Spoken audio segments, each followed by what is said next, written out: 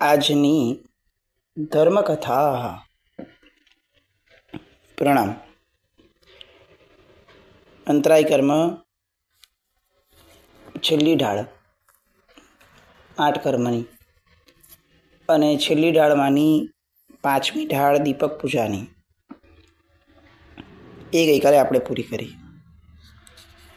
વંદના વંદના વંદના રે અરનાથ કુ સદા મોરી વંદના.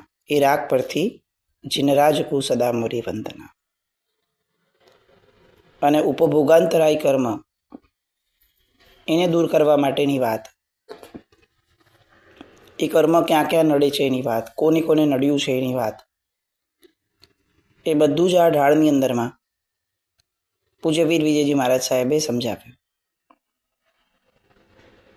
છેલ્લે દીપક પૂજાનો આશય એ પણ એમણે ક્લિયર કર્યો કે ભાઈ, જે રીતે જીનમતી અને ધનશ્રી નામની સખીઓ ફક્ત દીપક પૂજાના આધારે શિવગતિને પામી છે, એ રીતે અમારા જીવનમાં પણ આ દીપક પૂજા એ ઉપભોગાંતરાય કર્મનો ક્ષય કરી અને અષ્ટકર્મથી દૂર થઈ અને શિવગતિને પામવા માટે સક્ષમ બનાવે, એનું ફળ અમને પ્રાપ્ત થશે. સિદ્ધશિલા પર શાશ્વત સમય માટેની ક્ષણ ક્ષણ અમને ભોગવવા મળે. અમને ભોગવટો કરવા માટે અહીંયાના નાના નાના પૂદગલિક નિમિત્ત નહીં, ભોગવટો કરવા માટે અમારા આત્મપ્રદેશો અમને મળે.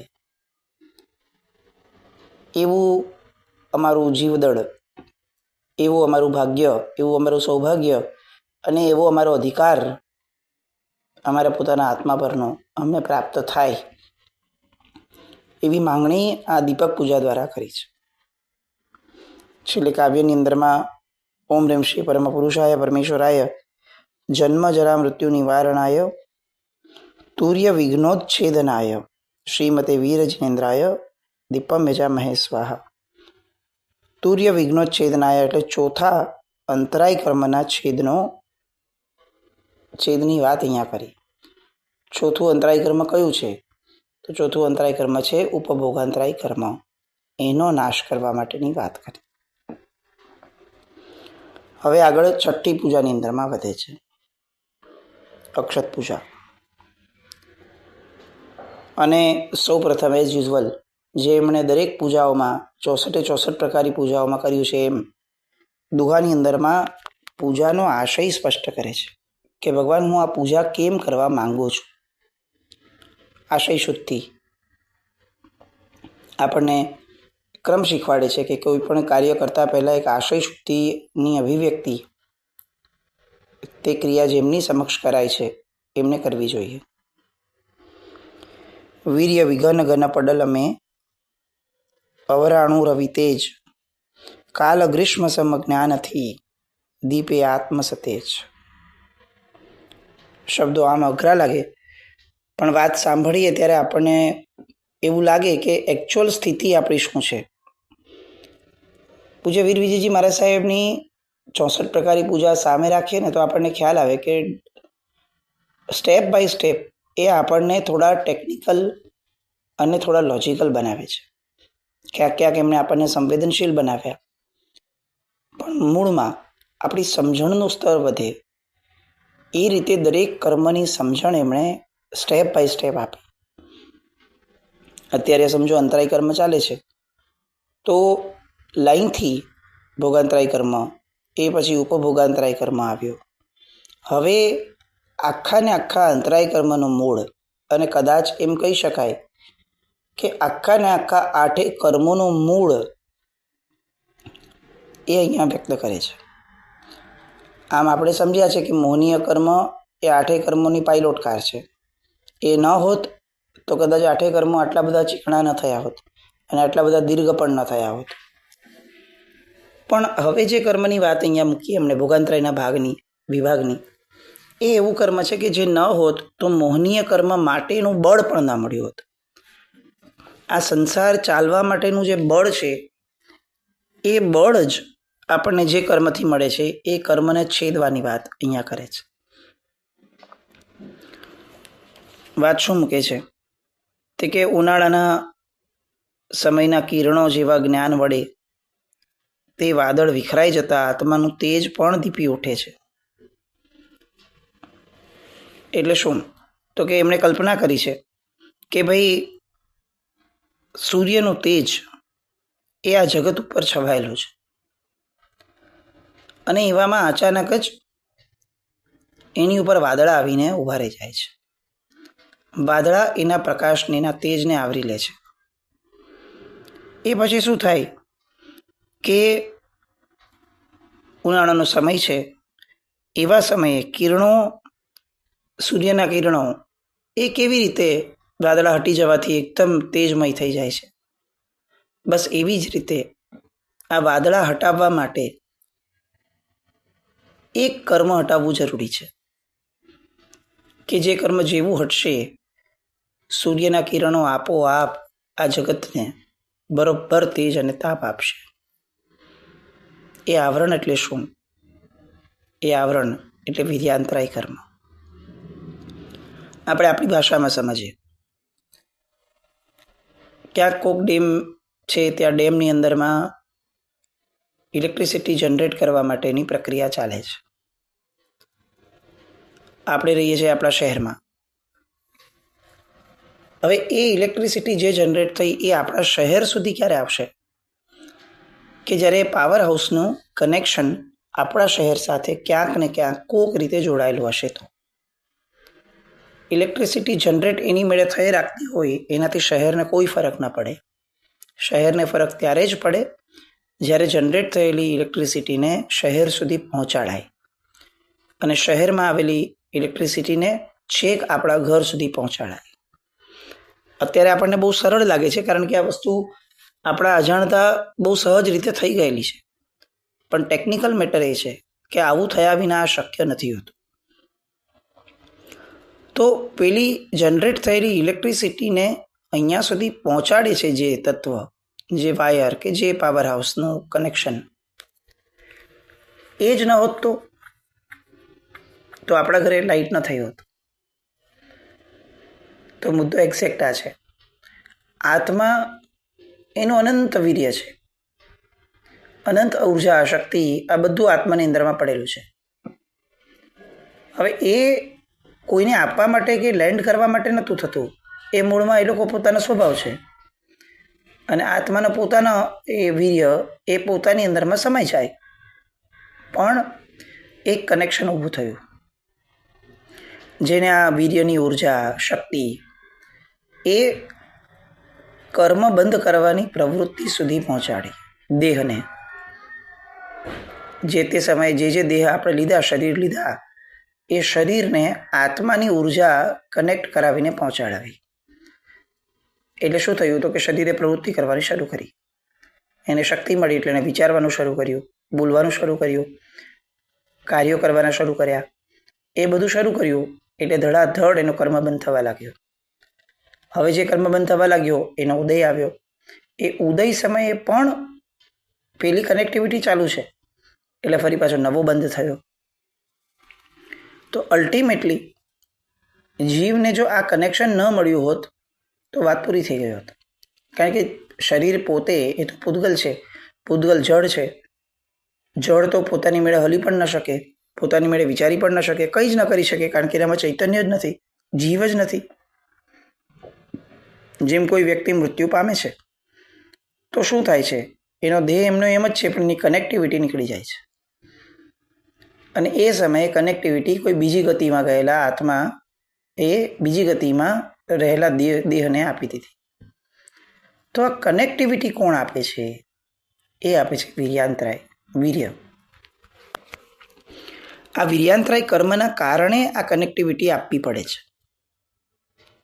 તો આ અનંત વીર્ય વેડફાઈ જે છે એની વાત હવે આ કર્મની અંદરમાં, ઢાળની અંદરમાં કરે છે. અક્ષત શુદ્ધ અખંડ રહ્યું, નંદાવર્ત વિશાળ, પૂરી પ્રભુ સન્મુખ રહી, થૂણીએ જગત દયાળ. આ એક બહુ વિશેષતા આપણે જોઈ છે. આપણા પ્રચલિત દુહાઓ જે છે ને એવા એક્ઝેક્ટ દુહાઓ વીર વિજયજી મહારાજ સાહેબે નથી રચ્યા. આપણને દરેક જગ્યાએ એવું લાગ્યું કે ક્યાંક ને ક્યાંક શબ્દો આગળ પાછળ થઈ ગયા છે.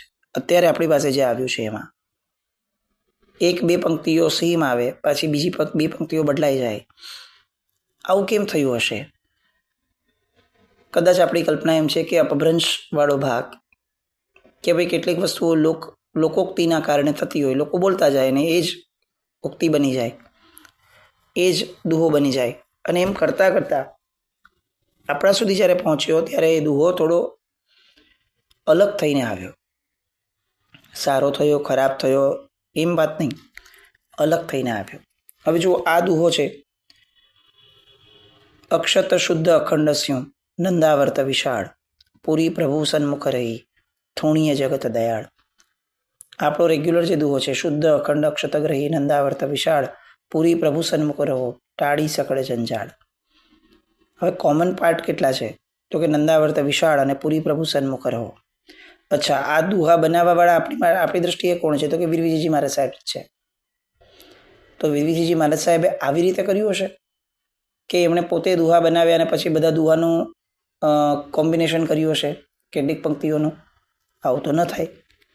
તો અહીંયા આપણે આ શક્યતા જોઈએ છે કે જે તે ભાવો એમણે જે રીતે જે દુહાઓમાં વર્ણવેલા, ચંદન પૂજામાં પણ આપણે આ જોયું હતું, એ શબ્દો જ બદલાઈ ગયા છે. આ એક સામાન્ય આપણે વાતો કરીએ છીએ કે આ 64 પ્રકારની પૂજાની ઢાળ જોતાં જોતાં આવું સમજાય છે કે ક્યાંક ને ક્યાંક આખો ભાવ એ અડધા ભાવના પરિણામે આપણા સુધી પહોંચ્યા છે.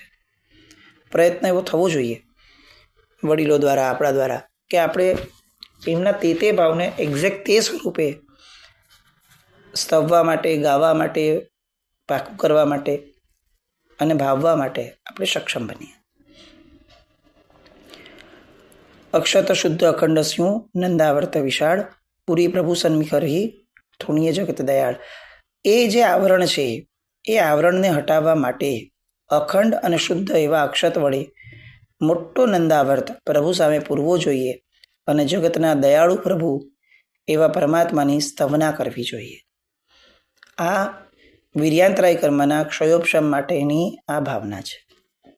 અક્ષત પૂજા કેમ કરવી જોઈએ એની અહીંયા વાત, એનો આશય અને કારણ મૂકે. અને હવે અક્ષત પૂજાની ઢાળ શરૂ કરે છે.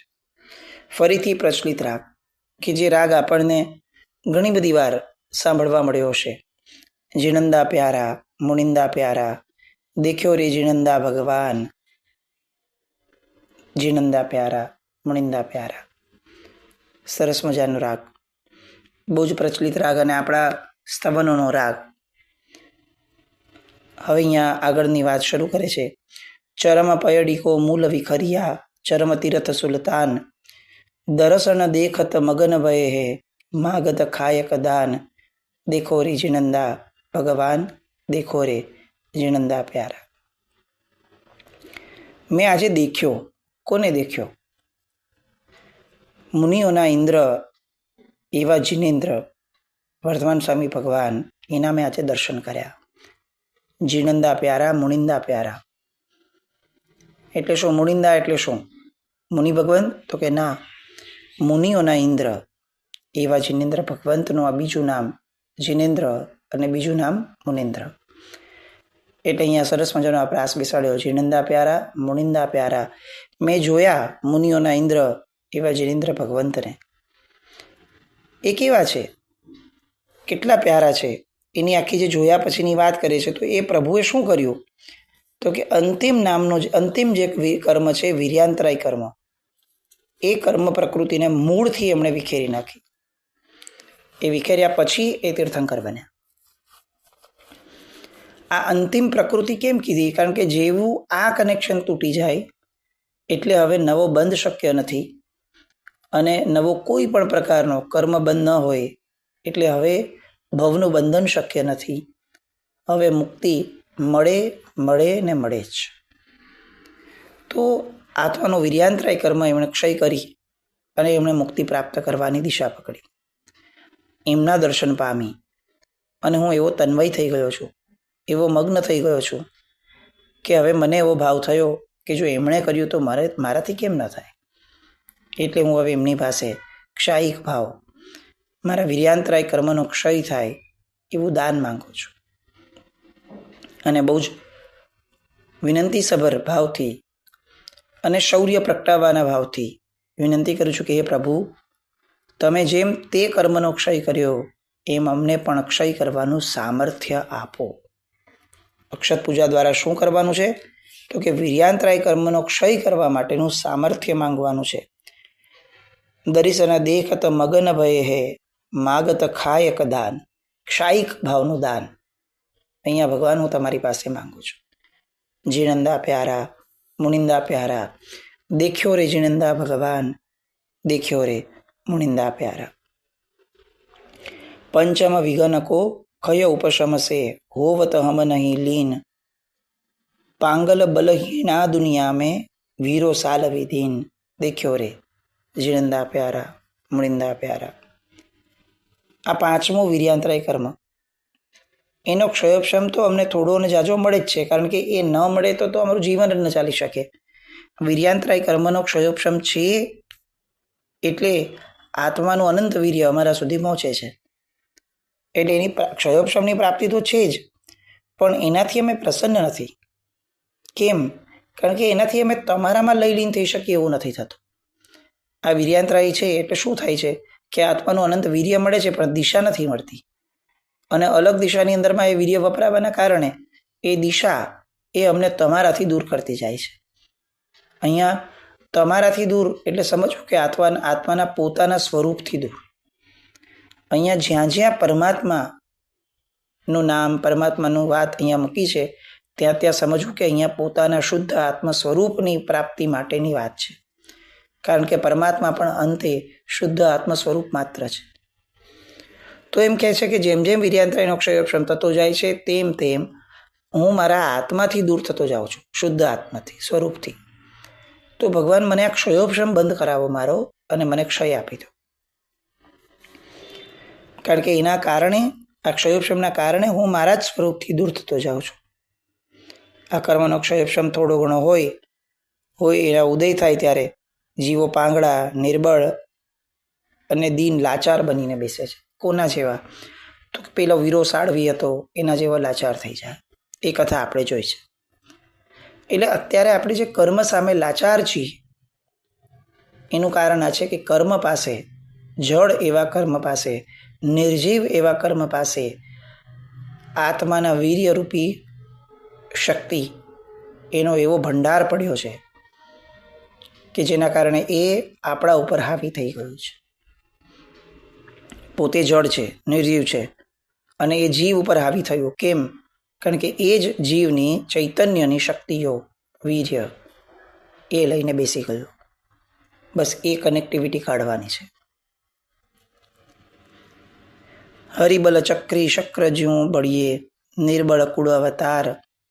બાહુબલી બલ અક્ષય કીનો ધન ધન વાલી કુમાર. વીર્યાંતરાય કર્મને લગતા જે દ્રષ્ટાંતો આપણે જોયા હતા એ દ્રષ્ટાંતોની વાત અહીંયા મૂકે છે. વાસુદેવ, બળદેવ અને ચક્રવર્તી આ બધા આમ જોવા જઈએ તો ઇન્દ્ર જેવા બળવાન છે, પણ એમના અંતરાય કર્મનો ઉદય આવ્યો તો ભવાંતરમાં નિર્બળ બનીને અવતરે છે. આજનો ચક્રવર્તી એ આવતા ભાવની અંદરમાં નરકમાં સબળતો જીવ, દુઃખ ભોગવતો જીવ, એ ક્યાંક કોક તિર્યંચની અંદરમાં લાચારીને પરાધીનતાવાળો જીવ બની જાય છે. કોના પ્રભાવે? તો કે આ વીર્યાંતરાય કર્મના પ્રભાવે. કેમ? તો કે આ ભવની અંદરમાં એને એવી દિશા પકડી કે હવે એવા કર્મનો બંધ થયો કે ત્યાં જવું જ પડે. અને આવા કર્મનો બંધ કરવા માટેનું ઈંધણ કોણે પૂરું પાડ્યું, શક્તિ કોણે પૂરી પાડી? તો કે આ વીર્યાંતરાય કર્મએ. Ultimately what happened? તો કે આજનો ચક્રવર્તી, આજનો વાસુદેવ, આજનો બળદેવ, જેની આજની શક્તિ ઇન્દ્ર જેવી પ્રબળ ગણી શકાય એવી શક્તિવાળો માણસ, એ આવતીકાલનો એક લાચાર માણસ થઈ અને સબળે છે. આ જે પરિવર્તન છે એનું કારણ વીર્યાંતરાય કર્મ છે. જો એક ચક્રવર્તી જેવાની સ્થિતિ આ હોય તો ભગવાન મારી સ્થિતિ તો શું હોવાની? આજે હું શેનો મદ કરું, અમારી આવતીકાલ શું હશે એ જ અમને ખબર નથી. કારણ કે મળેલી શક્તિઓને હું જે રીતે વાપરું છું એ દિશાહીન પ્રવૃત્તિઓ, એ દિશાહીન વૃત્તિઓ એ મારા ભાવાંતરમાં મને નિર્બળતા અને લાચારી સિવાય શું આપશે? અને અહીંયા એના એક્ઝામ્પલ મૂકે છે. બાહુબલી, વાલીકુમાર, આ બધાએ વીર્યાંતરાય કર્મના ક્ષયોક્ષમના આધારે બળ બહુ સારું મેળવ્યું, પણ જેને દિશા આપી એ તર્યા, જેને દિશા ન આપી એ અમારી જેમ સબળ્યા. બહુ મહત્વનું એવું આ વીર્યાંતરાય કર્મ આપણે જીવનમાં સમજવું જ પડે, કારણ કે આપણા જ આત્માનું વીર્ય એ આપણા જ ભાવ વધારવા માટે વપરાય. આવું કઈ રીતે ચાલે? બસ આ વીર્યાંતરાયની વાતોને વ્યવસ્થિત સમજવા માટે ફરીથી આવતીકાલે પ્રયાસ કરશું. જી નાકના કંઈ પણ બોલાય તો મેં છામી તો જય નામ.